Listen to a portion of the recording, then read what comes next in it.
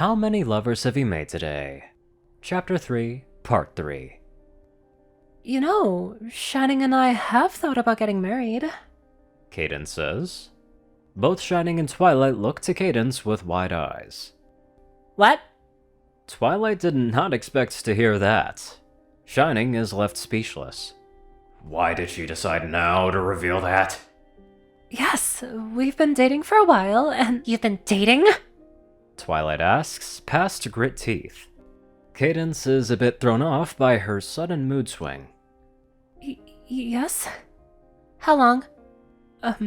2 years? Twilight's left eye twitches some as she hears this. So they've been keeping this from her? Twilight clenches her eyes closed. 2 years.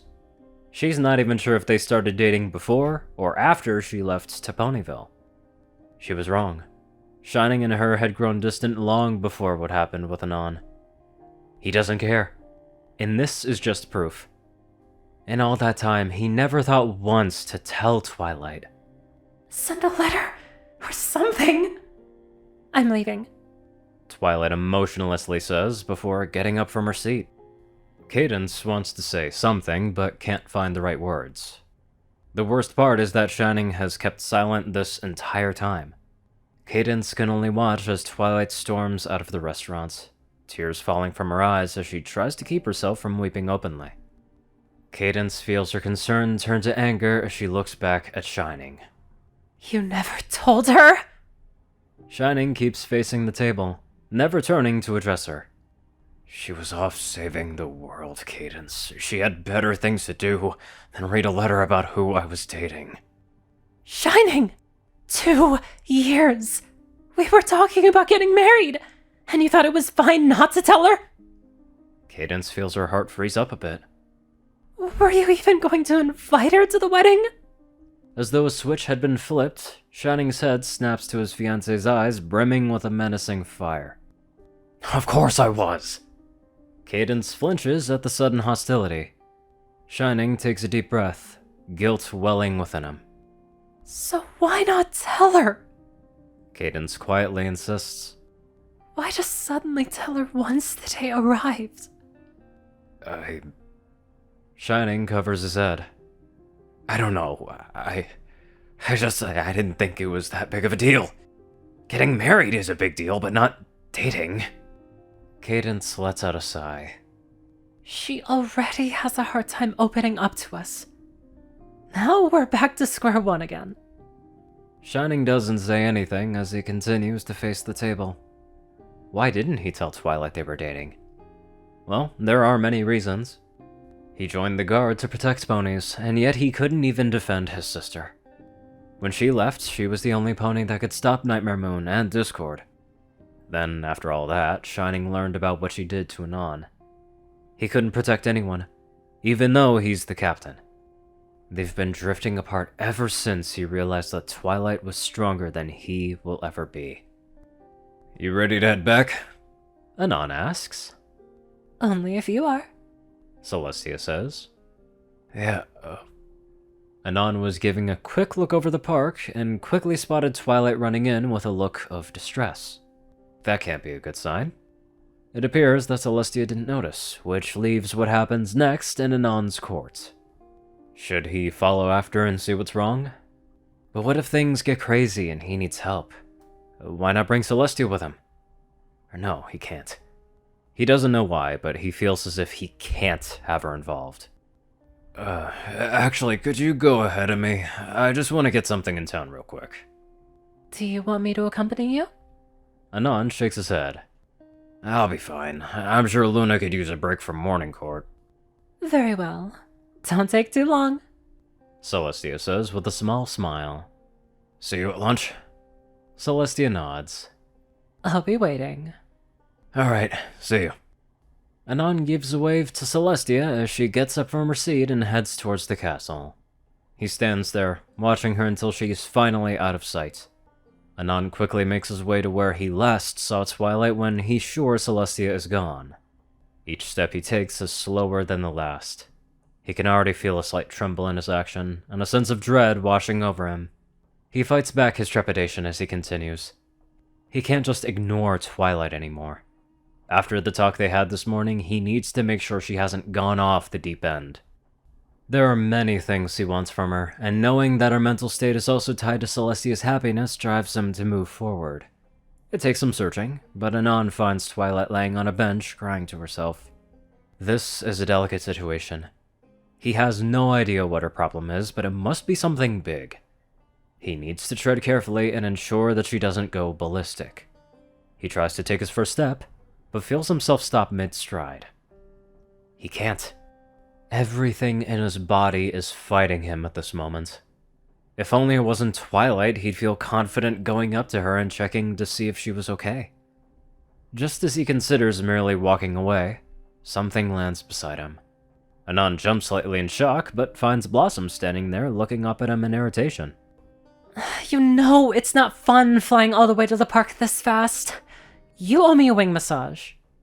Hearing that snaps Anon back to reality. He's actually glad she's here.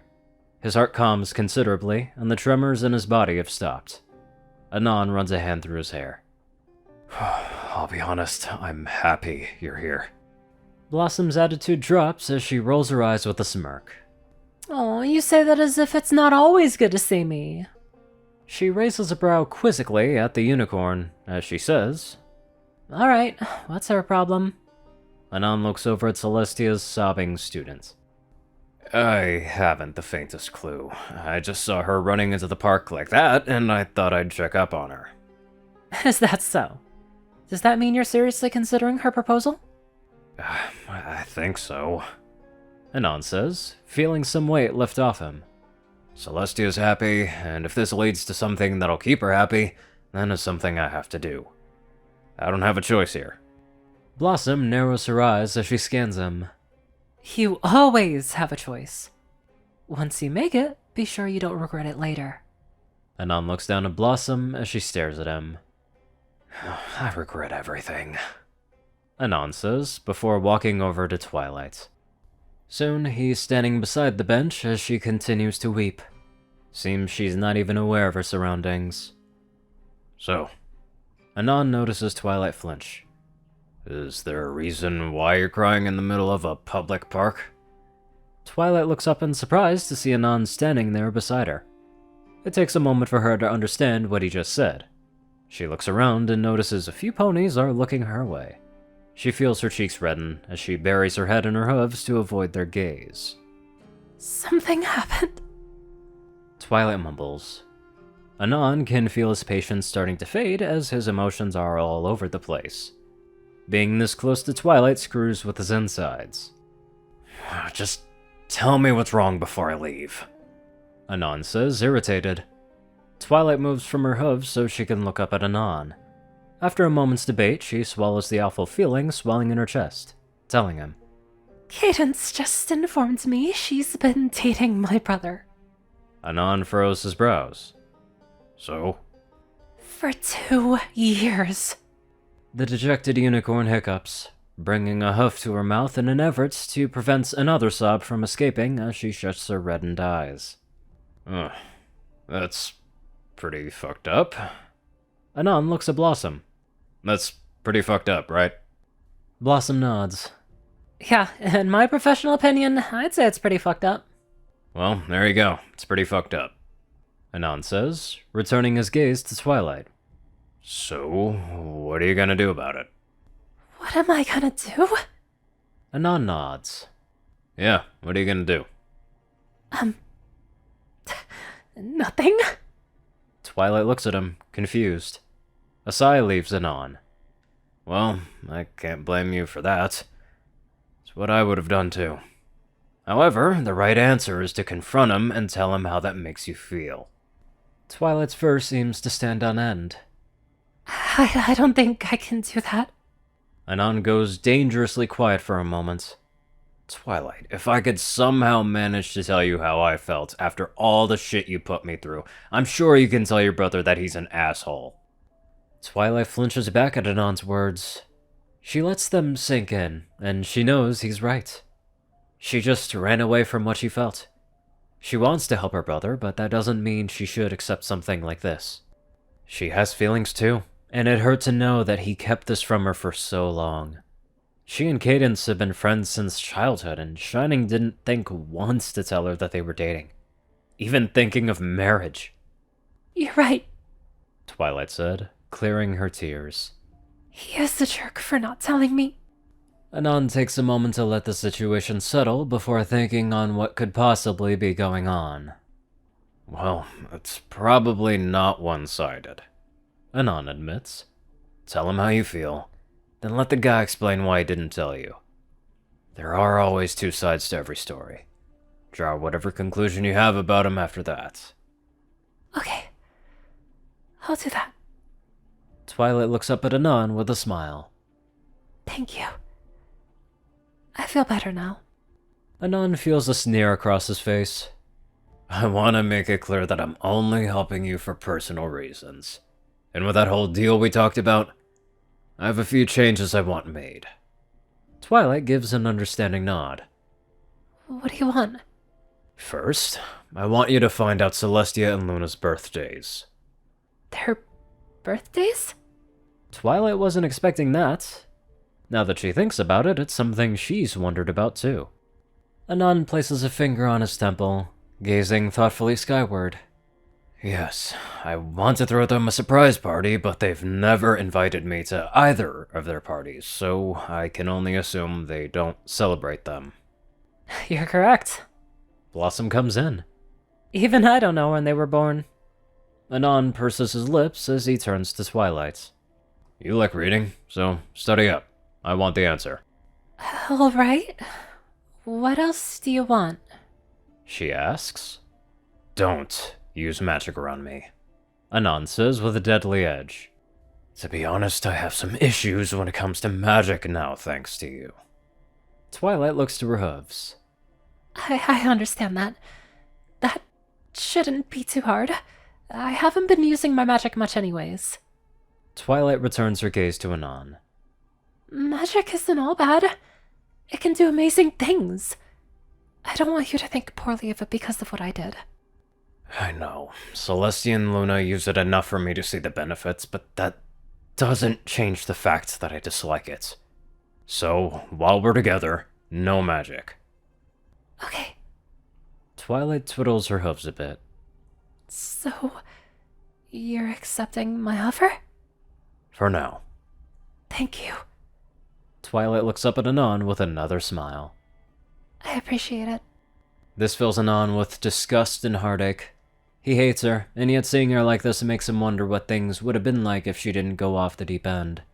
Still, that's not enough to make him forget. That'll never happen. So, are we done here? I'd like to head on back to the castle. May I ask one favor? Twilight asks, hesitantly. Yeah? Can you walk with me back to the restaurant? You don't need to come inside. I just want you there for a little bit. Anon looks over at Blossom as she looks at him, just as confused. She eventually shrugs. Sure. Great. Twilight says with a large smile. It's not far from the castle, so it won't take long for you to get back. Okay. Anon watches as Twilight walks merrily towards the entrance to the park. One moment she was crying, and the next she's thrilled? He has an awful feeling about this. Blossom... I know. She says seriously. She's unhinged. Keep a close eye, and never be alone with her. Agreed. Anon can only hope that his worries exist only in his head, and that perhaps things are getting better for everyone. However, praying never got him much. He'll keep a close eye on Twilight, and keep Blossom closer. I'm pretty sure whatever's gonna happen is gonna be splendid. Anywho, let's get on to our sane donators. Top donators are 630, BadassWaffle, Only One Thing, Ceru, Orion, IronSky, and Jessie Smith. Magic 109, JockeTF, Darkside, Raid, Narwhals, Black Moon, Pastel Skies, Austin Rollins, 2 Hex, Storp, Brother Mortar, Omicron, Library, Wynn, Type 9052, Will, Chris, Twinkie, Brightsol, Shadowman, Luigi 88, Chancellor Quest, Fix, Monk 369, Bypad, GGF, Murder Princess, and many more sweet people. Thank you all so much for watching this video and live life to the fullest.